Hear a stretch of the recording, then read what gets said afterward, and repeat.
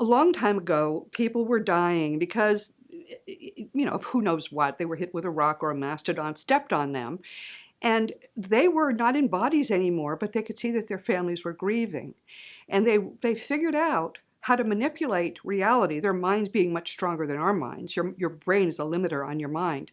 And they started making things materialize. We think it was little pebbles probably at the start and feathers. To this day, the most common signs from the dead are pennies. I know someone whose mother leaves quarters, but most of them only leave pennies. And feathers. Sometimes a lot of feathers. One woman said, whose mother had just died, said she found 100 feathers around her swimming pool one day, and there was no earthly reason, never before, never since. That was Mom. All the feathers and the coins are made to do is just to say, hi, I'm here. It's like a postcard from your dead loved one. Whenever you find one, pick it up, say thank you, collect them. How do they do it? They probably do it by creating apports. Apports are items which are dematerialized in another place in time and materialized right in front of you.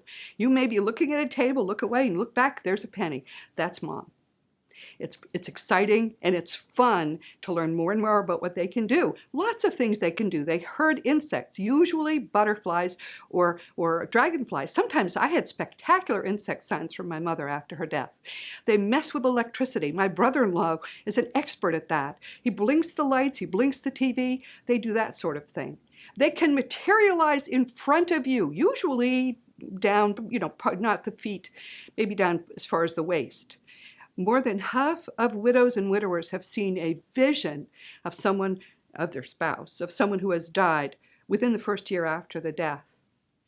When I wrote The Fun of Staying in Touch, I thought everybody knew this stuff, but it turns out very few people did. And I've been hearing from people who are reading that book, and even while they're reading, they're finding the lights blinking because Dad has been desperate to communicate, and suddenly it's as if they're suddenly learning a language that the dead have been trying to use with us for thousands of years. It's exciting to learn more and more about what the dead can and will do for you.